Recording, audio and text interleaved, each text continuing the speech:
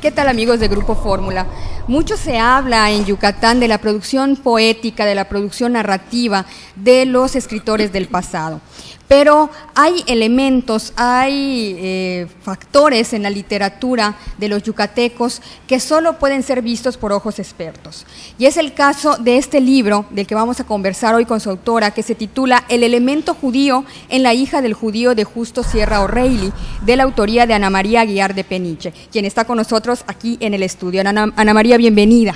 Muchas gracias, Virginia. Estoy encantada de estar aquí en este programa. Es un honor de veras que me hayan invitado. No, al contrario, al contrario, mucho. Estoy encantada. El recibirte.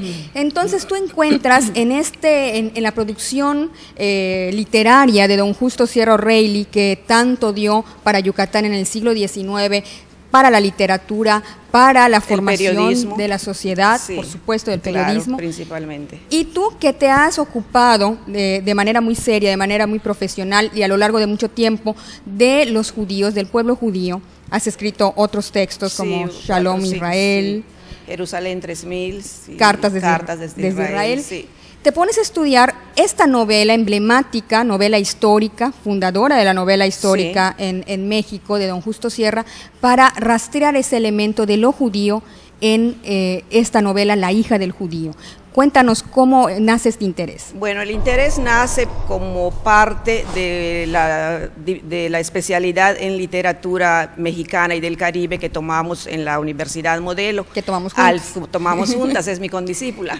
Sí. Al final de la especialidad, para acceder al título o al grado, necesitábamos escribir una tesis de un autor del siglo XIX.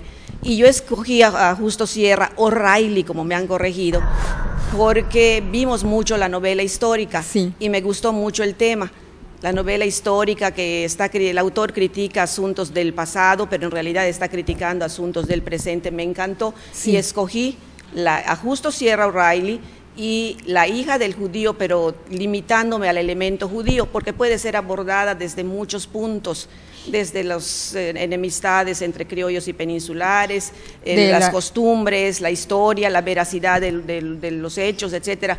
A mí me atrajo el elemento judío. ¿Y qué encuentras como las evidencias de ese elemento judío en esta novela, Ana Pues María? A través de toda la novela, Justo Sierra demuestra un conocimiento muy, muy profundo acerca de las costumbres y tradiciones judías, los sí, alimentos. Nos habla mucho de los alimentos que tomaban estos presuntos judíos, aquellos yo considero judíos, sí, que ya sabemos que por las leyes dietéticas no mezclan carne con otros alimentos. Y sí, en la novela toman mucho chocolate. Claro, me puedes decir, era la época, se tomaba mucho chocolate con pan bueno, sí, pero el chocolate era muy aceptado por los judíos porque sus leyes dietéticas les permitían mezclarlo con cualquier alimento. Y te hablan mucho que de la puesta del sol se sí, guiaban mucho, para los judíos el inicio de algunas fechas es a la puesta del sol. Y eso también es evidencia. Es evidencia, y al principio de la novela nos habla de una noche de mayo, de una noche muy calurosa de mayo de 1660, y de las explicaciones que nos da acerca de cómo estaba constituida la mesa, cómo estaba adornada, la niña María vestida a todo lujo, cuando te dicen que en la colonia no había muchos lujos. Sí, y en particular en Yucatán. En particular en Yucatán, y había 2 velas, y eso es una señal del festejo del Shabbat, que entre los judíos era la costumbre que se les quedó en tiempos de persecución, porque podían celebrar el Shabbat sin ninguna muestra de rezos que los criados y esclavos podían escuchar y dar a conocer a la Inquisición. Era una cena común, sí, aparentemente, en que se vestían con más lujo, en que en la mesa se ponían mejores alimentos, pero especialmente las 2 velas de las que habla.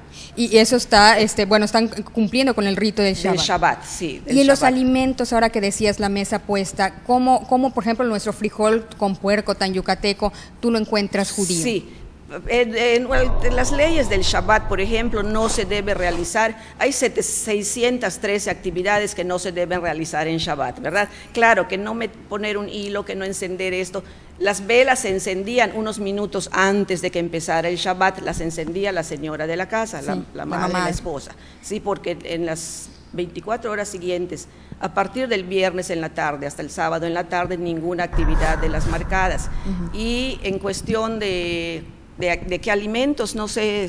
El frijol con puerco. El frijol con puerco, como no podían ellos encender fuego ni recalentar, desde un día antes cocinaban y dejaban a fuego lento, como decimos aquí, ¿verdad? Que se fuera consumiendo unos frijoles, habas o alubias y trocitos de carne, que aquí pues que se come mucho puerco, pues lo adaptamos al frijol con puerco, acabó claro, siendo eso. El chulen o algo así. Entonces hubo una presencia importante de judíos en Yucatán, según lo que vemos en esta novela y también según tus propios trabajos de investigación. Hubo presencia muy de judíos, pues desde Cristóbal Colón, pero de los que yo más he estudiado es de los que vinieron con Cortés, que vinieron 3 o 4 judíos, que fueron los primeros quemados por la Inquisición en México, 3 amigos de Cortés, un señor de apellido Alonso y otros 2 de cuyo nombre no puedo acordarme ahora, que a los que se les acusó de que habían sido judaizantes, que no habían comulgado o algo así, se les quemó.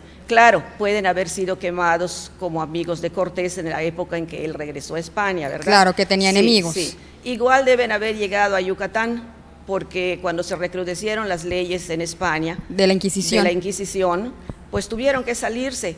Y aunque a América se había prohibido que pasaran moros, judíos o protestantes, pero ya sabemos que en nuestro mundo el soborno es muy fácil. Sí. El mismo secretario de Felipe II, Antonio Pérez, era judío y permitió que viajaran a América 100 familias judías. Los conquistadores de Nuevo León, Monterrey, la familia Carvajal, que fue quemada porque disfrutó las delicias de la Inquisición, vinieron en uno de tantos viajes de judíos a judíos, ya sea españoles América. O portugueses. Portugueses, sí. Y ¿qué critica Justo Sierra de su tiempo? De su tiempo está criticando, él en la novela habla mal de los peninsulares, el malvado conde de Peñalba, que en la historia sabemos que no fue tan malo, ¿verdad? Sí. Pero es una novela histórica. Tú tienes y es una novela romántica, ¿no? Hay malos. Al personaje, no lo vas a cambiar porque ningún lector te va a permitir que no digas que existió el conde de Peñalba, pero ya tú puedes ponerle si fue malo, si fue desagradable, etcétera, ¿sí?